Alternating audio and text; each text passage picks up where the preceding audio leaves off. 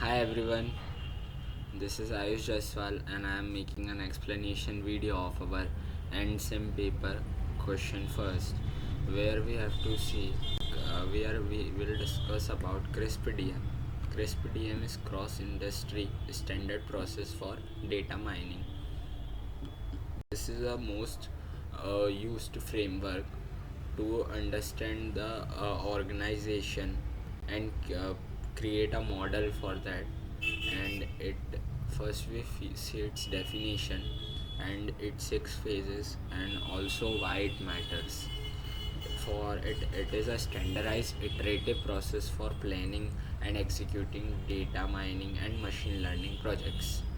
While it has six phases, it is business understanding, data understanding, data preparation, then modeling, then evaluation, then deployment. This phases goes under a cycle where if the evaluation needs some more features, then we again go to the starting to business understanding. This is a cycle where we works to improve the model.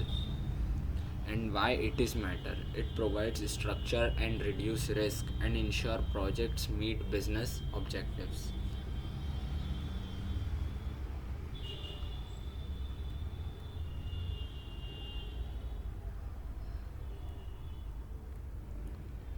Now, what's the real world problem?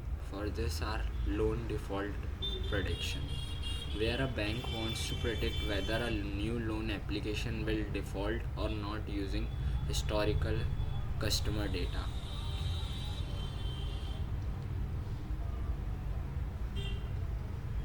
So the input variables can be, we are taking input variables as age, income, credit history, and debt to income ratio.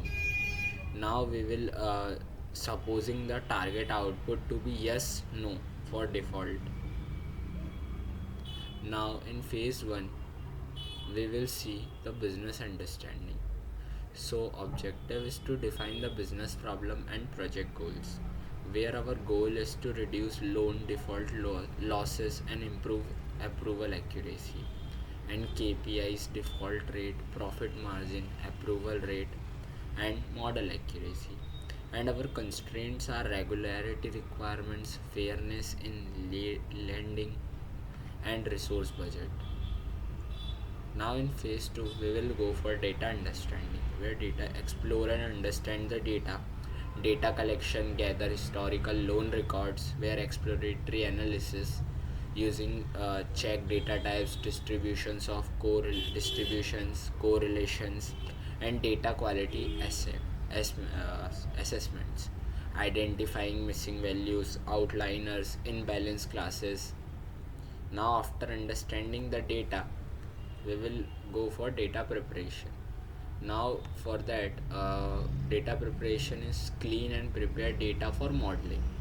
So, for cleaning, we will handle in cleaning we will handle missing values, remove duplicates, fix incorrect records, and for in feature engineering, we will create a new feature. And encoding and normalization converts categorical variables and scale numerical features. Now in fourth phase we will go for modeling, where we train and select the best predictive model. Our model selection can be done using test logistic regression, decision tree, random forest, and hyperparameter tuning. Optimized model parameter for best performance. Train test split 70% train data, 30% testing data to avoid overfitting. Now, in phase fifth, we will do evaluation. Access if model meets business goals. If it doesn't, we will start. We will again start from our business understanding phase. That phase one, and in this phase we will see for accuracy, precision, recall, using that true positive, false positive, I can say confusion matrix. And in business impact, it cost benefit analysis, profit gain for correct decision, And in fairness check, it can be used to ensure no unfair bias against protected groups. Now we will go for deployment. Now deployment, where objective, we in deployment put the model into production and monitor.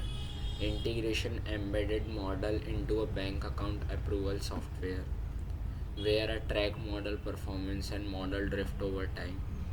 Retraining plan, maybe update model quarterly, annually with new customer data. And where the main key insights from this CRISP-DM is iterative, where feedback from evaluation may lead back to data preparation or modeling phase. This cycle repeat until business goals are met.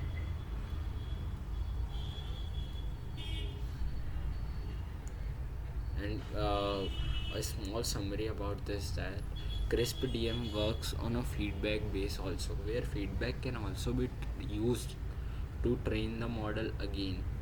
While if the model does not satisfy the business requirement, then it agains for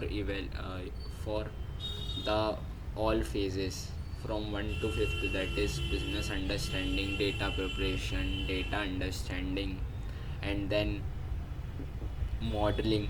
Then we will do evaluation again using confusion matrix.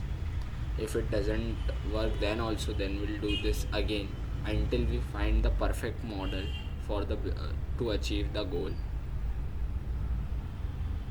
Thank you everyone, hope you like this video. We will be coming with the next video as soon as possible.